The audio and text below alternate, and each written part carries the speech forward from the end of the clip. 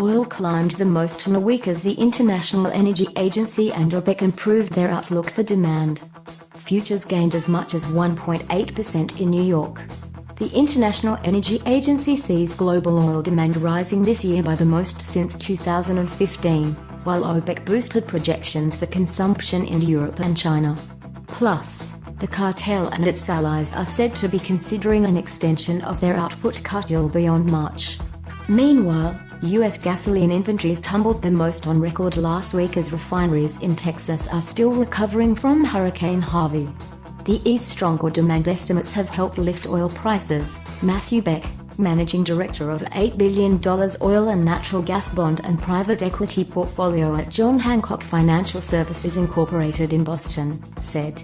At the same time, there has been a fair bit of OPEC rhetoric in the market the last few days of potentially extending cuts and focusing on reducing exports, which would all be positive. Oil in New York has closed below $50/barrel since July as efforts to drain a global glut by the Organization of Petroleum Exporting Countries and partners including Russia confront rising shale output. One option that OPEC and its allies are considering is a 6-month extension to supply curbs from the end of March, according to a person familiar with the matter. West Texas Intermediate for October delivery rose 72 cents to $48.95/barrel at 12:14 p.m. on the New York Mercantile Exchange. Total volume traded was about 13% above the 100-a-day average. Prices climbed 16 cents to $48.23 on Tuesday. The Standard & Poor's 500 Energy Index climbed as much as 1.2%, with Chesapeake Energy Corporation jumping 8%, while Pioneer Natural Resources Company and Devon Energy Corporation gained more than 3.5%. Brent for November settlement increased 58 cents to $54.85 on the London-based ICE Futures Europe exchange. The global benchmark crude traded at a premium of $5.46 to November West Texas Intermediate. Brent's large premium over the U.S. benchmark is the most telling signal that U.S. crude oil markets need more time to return to normal in the wake of Hurricane Harvey. OPEC members are discussing prolonging the cuts ahead of a ministerial meeting scheduled for late November in Vienna, with a 3-month extension seen as the minimum, the people said.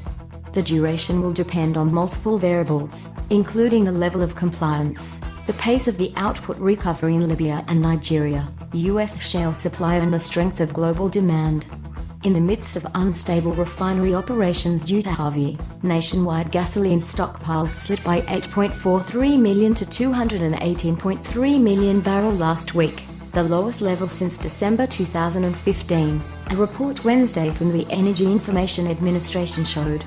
At the same time, crude inventories climbed by 5.89 million barrels to 468.2 million, while refinery utilization sunk.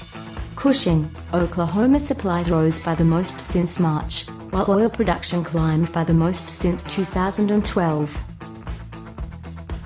Storage data is going to continue to be choppy, as it was this week, for the next few weeks, Begg said. We expect crude prices to be stuck in somewhat of a holding pattern until we have Gulf Coast refineries brought back to full capacity. To get faster updates and the latest news from the oil and gas industry, please subscribe to the YouTube new video channel and connect with us on Facebook, Twitter or LinkedIn.